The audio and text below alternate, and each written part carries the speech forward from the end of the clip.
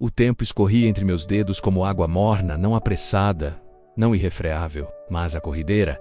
E, por alguma razão que eu nunca soube explicar, eu conseguia segurá-la um pouco mais quando você estava por perto. Era como se a presença do mundo diminuísse para caber na moldura simples da nossa varanda.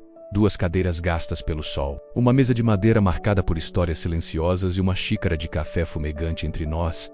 Não havia nada extraordinário naquela tarde, e talvez por isso mesmo ela tivesse sido tão cheia de tudo o que importava. Você estava ali, apoiada na cadeira, com o olhar mergulhado no fundo da xícara, como se enxergasse constelações no véu escuro do café.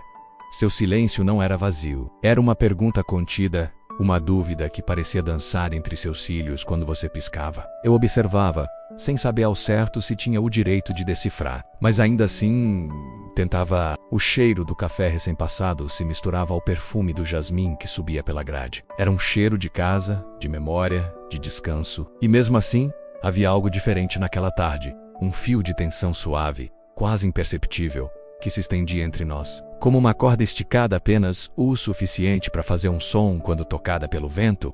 Você não dizia nada. E eu me perguntava se deveria dizer, mas as palavras, quando precisavam demais acertar, sempre me escapavam. Enquanto observava o modo como você segurava a xícara menos com as 2 mãos, como alguém que tenta aquecer mais do que os dedos, eu me perguntava se valia a pena arriscar quebrar aquela paz delicada. Talvez você estivesse prestes a partir ou talvez estivesse prestes a ficar de vez. O problema é que nunca sabemos quando um momento comum está prestes a virar lembrança. Eu inspirava devagar, tentando formar uma frase que não parecesse grande demais. Você exalava suavemente, como quem está tentando encontrar espaço dentro do próprio peito. E por um instante tudo pareceu suspenso, o canto dos pássaros no telhado, o ronco distante de um ônibus, o sussurro das folhas da pitangueira.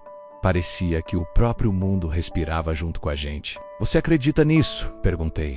Enfim, você levantou os olhos, confusa no quê? Nesse mundo? Fiz um gesto simples com a mão, indicando a varanda, a mesa, a tarde, nós, emprestado. Nesse silêncio, nessa calma, você inclinou a cabeça de leve, como se ponderasse algo muito maior do que eu havia dito. E naquele olhar havia tanto que eu jamais entenderia, mas que mesmo assim me tocava. Era ali, naquela hesitação, que você me revelava o que não dizia, o cansaço que escondia sorrindo, o medo que guardava sob camadas de força, a vontade de pertencer a algum lugar que não exigisse tanto. Eu te observava em detalhes. Às vezes era a sombra dos seus cílios sobre o rosto. Outras vezes, a entonação que você dava a palavras banais, como chuva ou tarde, transformando-as em pequenas janelas para histórias que você nunca contava. Você era feita de nuances.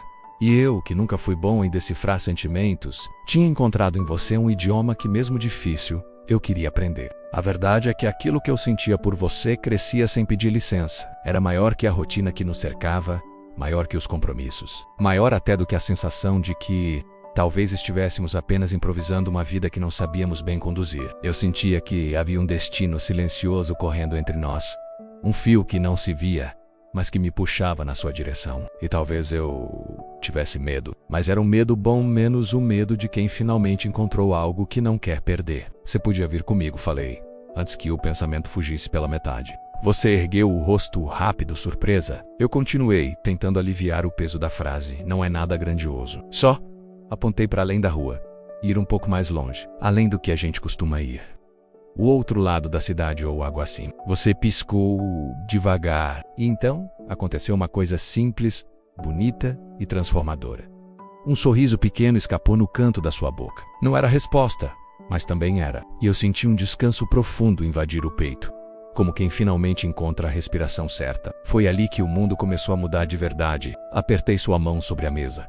Era quente, firme, real. Um toque simples, mas que parecia abrir portas dentro de mim. Havia naquele toque a promessa silenciosa de um caminho que poderíamos descobrir juntos. Vamos?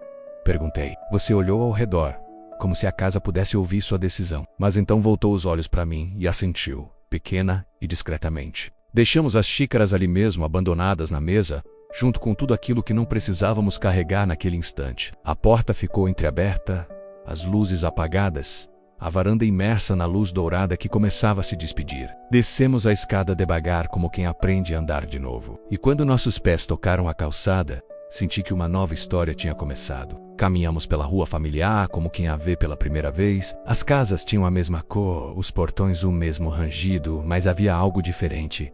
o ritmo do seu passo ao lado do meu. Era como se cada quarteirão abrisse uma possibilidade, como se cada esquina nos desse permissão para reinventar a rotina que tantas vezes nos engolira.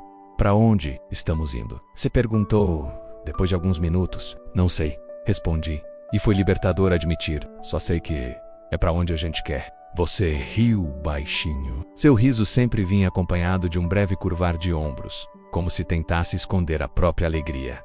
E eu notava isso. E eu notava tudo. Passamos pela feira já desmontando. O chão estava úmido, manchado de restos de verduras. O cheiro de fruta madura pairava no ar. Um vendedor guardava as panelas de milho verde e, por algum impulso simples, comprei a última espiga. Dividimos ali mesmo, caminhando, com a manteiga escorrendo pelas mãos. Parecíamos despreocupados, quase adolescentes, experimentando a liberdade pela primeira vez. Seguimos até a praça, onde havia um banco parcialmente iluminado pelo resto do sol. Crianças corriam atrás de uma bola velha, rindo como se o mundo fosse simples demais para ter problemas. Você observava tudo com um olhar sereno, como se colecionasse pequenos fragmentos de vida para guardar. Olha, você disse, apontando, um cachorro vira-lata tinha encontrado exatamente o último quadrado de sol no chão, e se deitado ali, dono absoluto do instante. Você sorriu. Ele sabe das coisas. Eu concordei com um aceno lento. Sim, sabia. O céu foi ficando rosa, depois lilás, depois azul escuro. A noite chegou com delicadeza, sem pressa, espalhando as primeiras estrelas como pequenos lembretes de que havia muito acima do que podíamos alcançar. E foi no silêncio compartilhado daquele banco que eu percebi. Eu não queria mais viver sem momentos assim. Você parecia tranquila, mas seu olhar tinha um brilho novo, menos algo entre curiosidade e entrega. E isso me dava uma coragem que eu raramente sentia. Você bem que podia vir comigo, menos murmurei novamente, como se a frase tivesse renascido dentro de mim. Você virou o rosto devagar. Seus olhos refletiam a cidade, o céu e mais alguma coisa que eu não sabia nomear, mas reconrixa. Para além do final dessa rua? Perguntou, usando minha própria metáfora. Para o outro lado da cidade, menos confirmei. Você respirou fundo e então veio a resposta que não era esperada, mas era perfeita. A gente é parecido. E o que eu senti naquele momento não cabia em palavra alguma, mas talvez coubesse em gesto. Segurei sua mão outra vez menos e dessa vez ela segurou de volta com firmeza. Aperte Dolly, não havia mais um guiando o outro. Havia dois caminhando lado a lado. Voltamos para a rua. As luzes nos guiavam, os sons da cidade se misturavam ao compasso dos nossos passos. O futuro, que geralmente parecia tão distante, se aproximava devagar, e tudo, absolutamente tudo, parecia caber no agora. Eu olhei para você e pela primeira vez entendi o que chamam de paz compartilhada. Era isso. Não era grandioso, não era cinematográfico, não era perfeito. Era melhor, era real. A noite avançava e continuamos andando sem rumo definido, menos, mas com um destino claro, juntos. Algumas ruas ficavam para trás, outras se abriam diante de nós, mas a sensação não mudava. Era como se cada passo dissesse silenciosamente: enquanto houver caminho, haverá nós. Foi só muito depois, quando a madrugada já bordava as sombras com luz fria, que percebi que o tempo não escorria mais das minhas mãos. Ele apenas existia menos inteiro, presente, nosso. E naquele instante compreendi.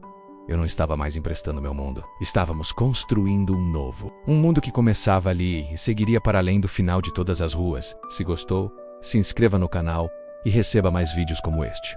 Obrigado.